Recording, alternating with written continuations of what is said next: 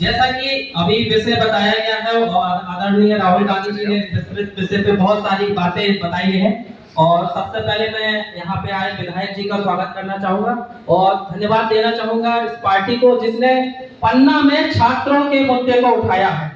बहुत सारे कार्यक्रम हो सकते थे, तमाम तरह की सुविधाएं और व्यवस्थाएं की जा सकती थी, लेकिन विद्यार्थियों के अंतर्मन की पीड़ा, आपके अंतर्मन की पीड़ा को यहाँ पर उद्घाटित किया है। इस प्रकार के आयोजन के लिए मैंने पूरे हृदय से अंतरात्मा से इनका आभार व्यक्त करता हूँ। इनने एक बहुत महत्वपूर्ण कार्यक्रम किया सिर्फ बच्चों के लिए। साथियों, बहुत सारी टेक्निकल चीजें हैं जो राहुल गांधी जी ने बहुत अच्छे तरीके से बता पाई हैं। शायद मैं उतने अच्छे तरीके से ना बता पाऊं, लेकिन मैं अपने अंतर्मन की व्यथा बताता हूं। मैंने 2025 में जून में नेट का पेपर दिया। वो पेपर मैंने देने के बाद मैं बहुत भीगते हुए बरसात में पेपर देने गया और वो पेपर लीक हो गया। तो उसके बाद दोबारा एग्जाम कराया गया, लेकिन मैंने उसमें जो पेपर है मैंने फी जमा की, मैंने परीक्षा दिया और मेरा एग्जाम काफी हद तक बहुत अच्छा गया था। उसके बाद मुझे निराशा ये मिली कि मेरा एग्जाम लीक हो गया। मैं काफी हद तक परेशान था और फिर मैंने उसके बाद दोबारा एग्जाम नहीं दिया। इसलिए नहीं दिया क्योंकि मैंने जो तैयारी की थी उससे मुझे मानसिक थोड़ा सा डिप्रेशन हो गया था। उसके बाद मैंने दोबारा पेपर दिया, फिर उसके बाद मैं क्वालिफाई कर पाया। तो मेन इशू ये है कि अगर मैं एक साल मुझे डिप्रेशन झेलना पड़ा, इसकी जिम्मेदारी कौन लेगा? Who will take this responsibility to I facing many types of difficulties in my physical life. इसकी जिम्मेदारी वर्तमान सरकार कहती है मैं नहीं ले सकती। ये तो सिस्टम की गलती है। भारतीय इतिहास में, भारतीय पॉलिटिकल हिस्ट्री में हमने अनेक बार ऐसी घटनाएं देखी है जहां पर शासकों ने या जहां के जनप्रतिनिधियों ने नैतिक रूप से जिम्मेदारी ली है कि हाँ मेरे से गलती हुई है क्योंकि मैं इस डिपार्टमेंट का हेड हूं तो मेरी ये नैतिक जिम्मेदारी बनती है। लेकिन वर्तमान सरकार कहती है नहीं, ये तो मेरी गलती नहीं है, ये तो एडमिनिस्ट्रेशन या सिस्टम का फॉल्ट है, हमारे पर्टिकुलर नेता का फॉल्ट नहीं है। मेंशन इस बात को देखिए कि जो पूरी दुनिया में जाकर डेमोक्रेसी बोलते हैं, India is the biggest democracy of the world, India is the biggest democracy of world, but वो डेमोक्रेसी की एक मूलभूत चीजें नहीं एक्सेप्ट कर पाते। भारतीय बच्चों पर अगर वो अपने कॉन्स्टिट्यूशन राइट्स के लिए लड़ रहे हैं तो उन पर लाठियां चलाई जाती है।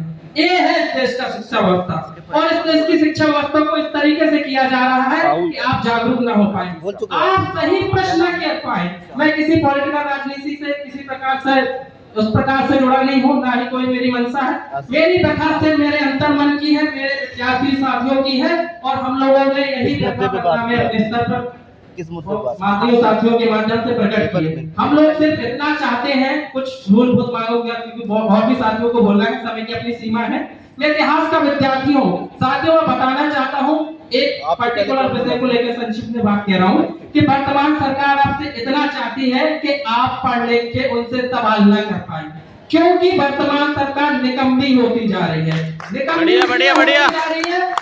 मैं माइक पे ऑन रिकॉर्ड कह रहा हूँ, मेरे फैक्ट एक भी गलत हो तो आप मुझे चैलेंज कर दीजिएगा। जब रूलर्स अपनी कार्य को, जब वो अपने प्रशासन में, अपने एडमिनिस्ट्रेशन में एफिशिएंसी नहीं ला पाते हैं तो वो एक तरीका अपनाते हैं। भारतीय इतिहास में आपने देखा होगा ऐसे अनेक राजा हुए हैं जिन्होंने धर्म का सहारा लेके अपने पॉलिटिक्स में नाकामियों को छुपाया है। यह भारतीय इतिहास में ऐसे कारनामे देखेंगे। लेकिन भारतीय इतिहास में एक ऐसा राजा था जिसका नाम सुना है हमने, अशोक। सम्राट अशोक ऐसा शासक था जिसने धर्म को प्रजा के हित के लिए उपयोग किया है और जिसने अपने धार्मिक काम किया है। ऐसे ही एक और शासक है, हालांकि कुछ लोग नहीं मानते, मैं तो इतिहास का विद्यार्थी हूँ, उसका नाम, उस लीडर का नाम अकबर। मध्यकाल में एक ऐसा रूलर हुआ जिसने अपनी नीतियों के दम पर जनता के बहुत सारे विकास के कार्य किए। लेकिन वर्तमान समय मॉडर्नाइजेशन के बाद का समय है और आज का समय तकनीकी का युग है। वर्तमान सरकार स्थानीय स्तर पर धार्मिक आयोजन कर रही है। उनको इस बात से रत्ती भर फर्क नहीं पड़ता कि आपकी शिक्षा व्यवस्था कैसी होनी चाहिए, आपको प्रशासनिक सुविधाएं मिले, आप किसी दफ्तर में जा रहे हैं, ठोकरे खा रहे हैं, कोई फर्क नहीं पड़ता। उनका व्यक्तिगत कार्यक्रम चलना चाहिए। ये इस देश की व्यवस्था है और ये इस देश के स्थानीय मुद्दे हैं। कोई भी पार्टी किसी पार्टी पर वो नहीं कर रहा हूं, लेकिन इस विषय पे किसी की हिम्मत नहीं है। क्यों हिम्मत नहीं है? क्योंकि सच हम बोल नहीं सकते, सच बोलने में दिक्कत होगी, सच की कीमत चुकानी पड़ती है और इतिहास हमें देख रहा है। हम बोल रहे हैं, बेशक हमें उसकी कीमत चुकानी पड़े, हम चुकाएंगे, लेकिन हिस्ट्री देख रही और हिस्ट्री हमारा मूल्यांकन करेगी। और जब भी मूल्यांकन होगा तो हमें लिखा जाएगा कि सब लोग जब चुप थे तो कुछ लोग बोल रहे थे। साथियों, बहुत लंबा विषय है, ज्यादा बोलने के लिए क्योंकि सबको बोलना है, इसी के साथ मैं अपनी वाणी को विराम देता हूँ। बहुत बहुत धन्यवाद, बहुत बहुत आभार। बढ़िया बढ़िया बढ़िया।